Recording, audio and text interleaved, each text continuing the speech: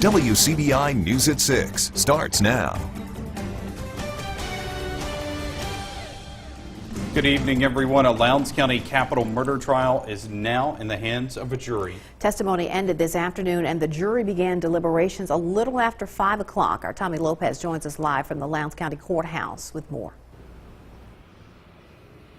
Yeah, the jury is deliberating right now here at the Lowndes County Courthouse in this case. The jury will likely not come to a decision in the next hour, but we could get a decision in this case by the end of the night tonight. This is a murder trial for 29-year-old Joshua Taylor. He's one of the men that's facing a murder charge in the 2011 shooting death of William Stallings. This is day 2 of this trial. The prosecution finished its case this morning. The defense then made its case throughout the day today. A man who was charged with murder in this case did testify today, and a man who lived in the home where this shooting happened in 2011 took the stand in this case yesterday. He said that he heard 2 gunshots when that happened in 2011. Now, several of the other people charged in this case have not yet begun their trials for this case. Also, as we reported earlier, the jury is sequestered here in Columbus, so they've not had contact with anyone since this trial began. Live in Columbus, Tommy Lopez, WCBI News.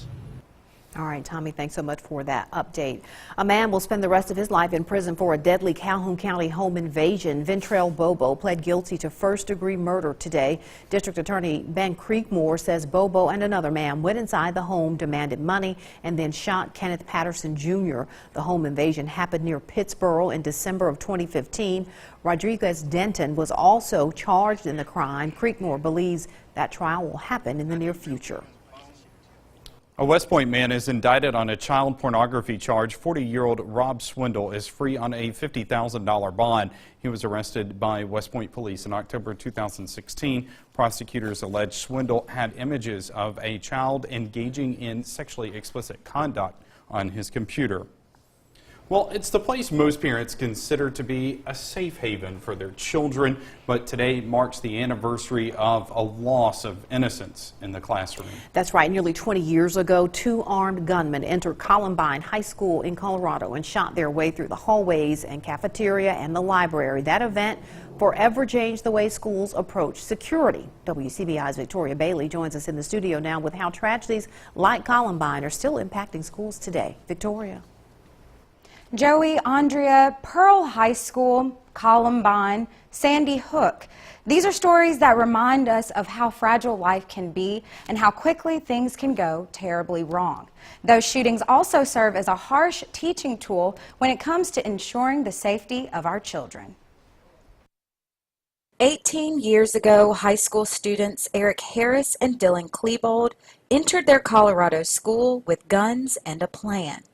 12 students died, so did 1 teacher, and more than 20 others were injured. It immediately took your breath. It was hard to imagine that that could happen anywhere in the United States. And to me, that brought it out. It made it real that there are evil people around us, among us. Churchill Elementary School Principal Cindy Donahue has been in education for more than 30 years. She says when she started in the classroom, parents and guardians of students could come and go as they pleased.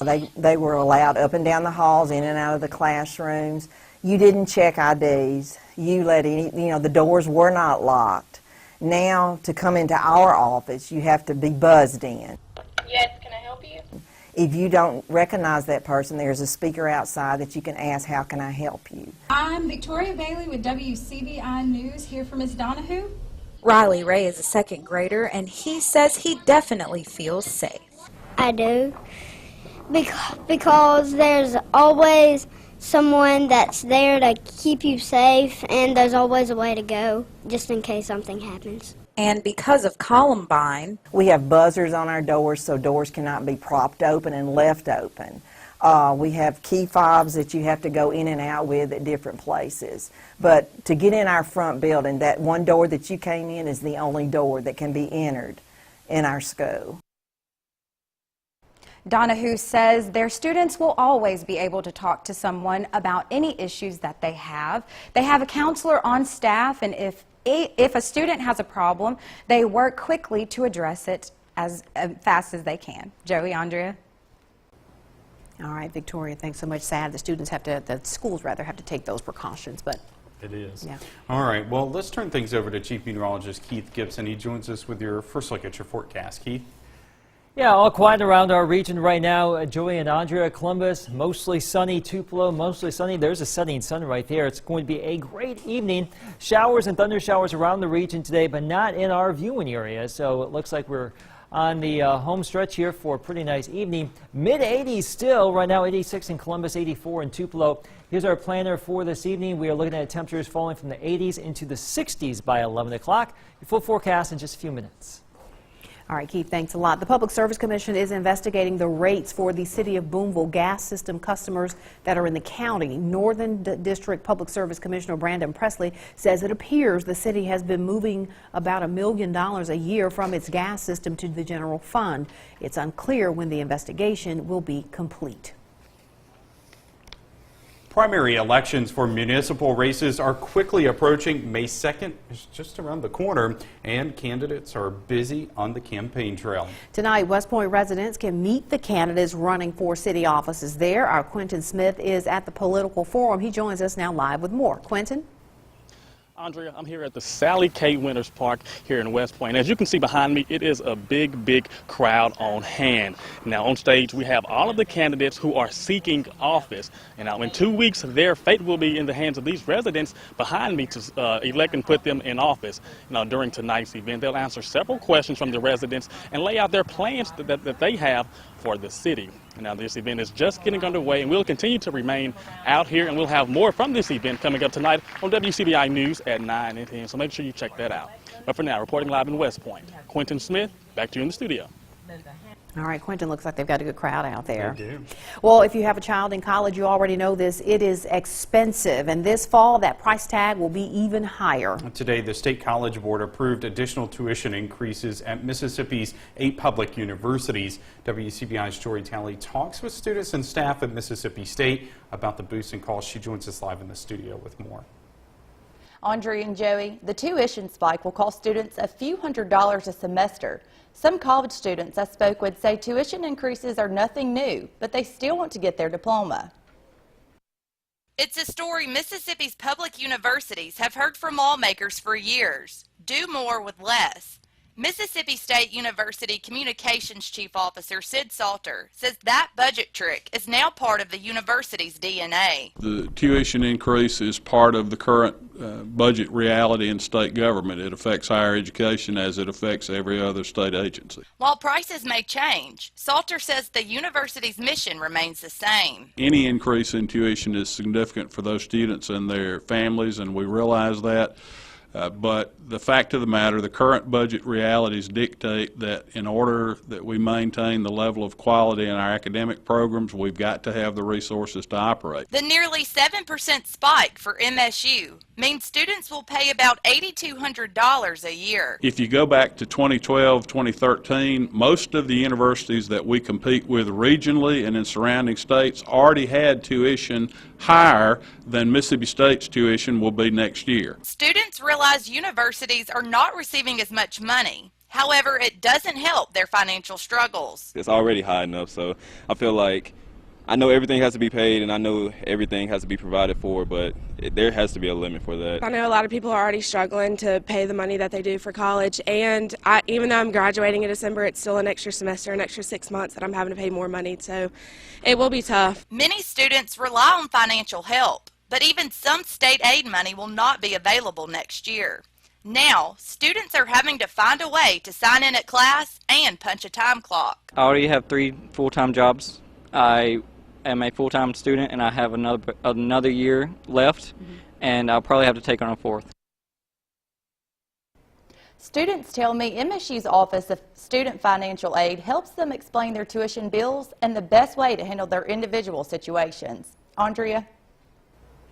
Well, financial realities are also hitting K-12 schools. Board members at Central Academy in Noxubee County voted unanimously this week to close at the end of this school year. The private school has been dwindling enrollment, has seen dwindling enrollment, that is, over the past few years. There are reportedly fewer than 10 students right now in this year's graduating class. Projections for next school year were just too low to keep the doors open. Central Academy opened in 1968. The last day of class will be Friday, May 19th. Independent film fans and directors are flocking to Northeast Mississippi. We head to the Tupelo Film Festival when we come back. Welcome back, everyone. If you're looking for something a little different to do this weekend, Tupelo just may be the place to go. Yeah, the 14th annual Tupelo Film Festival kicks off tonight. Our Allie Martin is there and he joins us with a live preview. Allie? All right, we are here at the Malco in Tupelo. It is the 14th annual Tupelo Film Festival. It kicks off in about an hour. Now listen to this, folks. There's about 60 movies over 3 days, Thursday, Friday, and Saturday.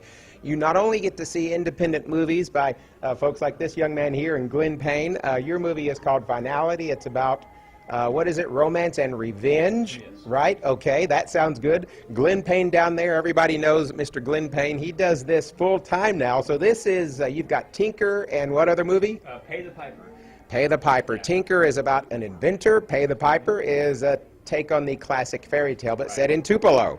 Right? Awesome. So folks are saying, well, how can you see 60 movies in 3 days? They're not all 2-hour movies, some of them 5 and 10 minutes. You know, you can even make a movie on your phone. So come out here, Malco Commons, Thursday, Friday, and Saturday. $25 gets you everything for 3 days. There's not a better bargain in town. We're going to send it back to you in the studio. We'll have more coming up at 10. For now, we're in Tupelo. We'll send it back to you. Looking at some strong storms up here across the heartland, Indianapolis, right there south of Indianapolis is tornado warning storm actually, so some severe weather up there. We could see some strong storms here Saturday. The full forecast is next.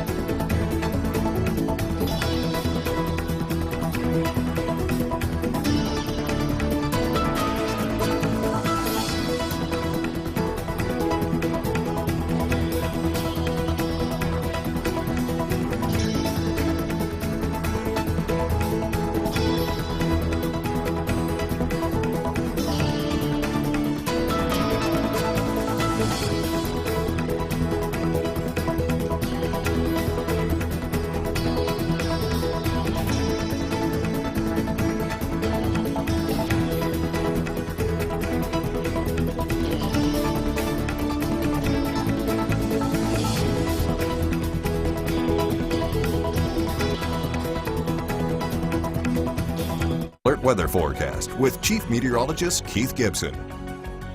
Good to see you on this Thursday afternoon. The latest drought monitor came out today, and a good chunk of our area is either abnormally dry, that's the yellow, or low end drought. That's the light tan right there. So we could use some additional rainfall. I don't really see a drought busting rain around here anytime soon, one of those long soaking type rain. We're now getting to that spotty storm season with some localized heavy downpours, so hope for the best going forward for the next couple of days. No issues in our viewing area right now. There have been a few showers out here in the Delta. These are moving northeast. Those will not get into our area. Also here in the West Tennessee and southeastern Missouri. So that's where the rain has been most concentrated today. We do have an opportunity for a little bit of rain tomorrow and also on Saturday. But this is our Alpha Insurance time lapse from downtown Tupelo this afternoon. You can see some friendly cumulus clouds giving way to more and more sunshine as the day has been winding on up here. So not too shabby here across northeast Mississippi. Here's our planner for tomorrow, your Friday. We start out in the mid-60s at 8 o'clock, low to mid-80s during the afternoon. Most of the area will not see any rain tomorrow, including areas along and south of 82, including Eupora, West Point, Columbus, the southern half of our area. We're not really anticipating much in the way of shower or storm activity. Also for you in West Alabama as well, mid to upper 80s, mix of cloud and sun, probably dry. Now as we get farther north into northeast Mississippi right here, you do have a chance for some of these showers and storms tomorrow with highs in the upper 70s to low 80s. Futurecast depicting the situation quite well, I do believe. Early tomorrow afternoon, the most concentrated chance there along and north of US 278, and then we'll have another batch of activity come on in Saturday morning. This will tend to weaken as it moves across our area during the mid to late morning hours, and then we'll likely flare up some additional storms right here Saturday afternoon. Some of those could be locally strong, possibly severe, so there's a risk for some of that this weekend. But at this point, it doesn't look like it's going to be a widespread event. We could see some locally strong storms, wind and hail, the main threats here. The overall tornado threat here quite low, which is certainly good news with this setup. We've been avoiding a lot of these big systems this season, and it looks like this one will be a minor event at this point. So here's our 7-day forecast. Mid-80s tomorrow, around 80 Saturday, a 65, much cooler on Sunday, but we're back into the sunshine, and 70s and 80s again next week. There's your forecast. More after the break. WCBI Sports with Robbie Donahoe is brought to you by your local Ford dealers. Go further. He is a state champion and international champion, and today Robert Woodard is yet another champion, but he added another trophy to his collection. The soon-to-be senior superstar at Columbus High was recognized for his work during his junior season with the Falcons at a special ceremony today. As Woodard already knew he was Mississippi's Gatorade Player of the Year in boys basketball, but he was honored today with a ceremony in front of friends and family at the school for his most outstanding achievements in the state of Mississippi for basketball. Woodard also was awarded $1,000 from Gatorade, and he got a chance to write an essay where he won $10,000. He donated that $10,000 to the Boys and Girls Club of Columbus. How great is that? This was an exciting day for Woodard, and he's extremely blessed to receive this outstanding award. It's truly an honor and a blessing, you know. Really wasn't, well, I was kind of expecting it, but, you know, at the same time I was up in the air about it, so I wasn't really sure. But to get the news that I've become the Gatorade Player of the Year is really a blessing. I'm extremely proud for Robert. He has persevered through a lot, considering coming back on the team that was basically he was the only player returning with experience. And what he did was he stepped up as a leader, showed his leadership skills, leadership qualities. He was always onto his teammates in terms of just being supportive of them. And staying in Columbus this afternoon, Tori Ware signed the dotted line to continue her volleyball career at MUW this fall. Ware played volleyball the last 2 seasons for the Lady Falcons and started playing in 10th grade. She is extremely excited to be able to be a part of the first class signing for the MUW volleyball program. She's ready to get started this fall with the Owls. It's kind of surreal just knowing that I came from playing in the 10th grade and now I'm in the 12th and I'll be able to play at the next level. I'm greatly blessed. I'm very excited for Tori. I know she'll do a great job on the next level. She'll be a great asset to the W. To basketball now, and as we mentioned to you last night, Andy Kennedy has added a big piece to his hoops team for 2017. That's Memphis grad transfer Markel Crawford, who will play his final season of college basketball at Ole Miss next year. The 6'5" guard averaged 12.8 points and 4.4 rebounds per game and 31 starts for the Tigers last year. He is immediately eligible to play and puts Ole Miss in position with a top 20 recruiting class, according to some publications. It may be a NCAA tournament team next year. And we have Mississippi State-Alabama baseball underway on the SEC Network. Now, there is a modification to the series. For those of you hoping to catch the Bulldogs on Saturday due to weather, MSU has moved up that series. So they're now playing a doubleheader on Friday starting at 4 p.m. And Game 3, that'll be the final game of the series, will be starting up 40 minutes after the completion of the second game. Now, this is obviously highlights from last year's series, where the Bulldogs took 2 of 3 against the Crimson Tide. MSU currently trailing Alabama 1-0 as the Crimson Tide got a solo home run in the top of the second inning. In other MSU basketball news, by the way, the Bulldogs have added a non-conference game. They're going to be playing Cincinnati for the 2017 and 18 season, and the 2017 game will be played at Northern Kentucky's home arena due to renovations of Cincinnati's Fifth Third Arena, and the 2018 game will be played at Humphrey Coliseum. One other MSU basketball note, Chinwe Okorie has signed a contract with the New York Liberty of the WNBA. It's a training camp contract, and she'll have a chance to play her way onto the roster. That's it for sports. We'll get a last look at your forecast when we return. Here's our 7-day forecast. Warm tomorrow, some storms possible Saturday, cooler Sunday. There you go. A lot cooler Sunday. Yeah, I'm ready for Sunday. Yeah, I it was really warm am. today. Too hot. All right, thanks so much for joining us, everybody. Have a great night.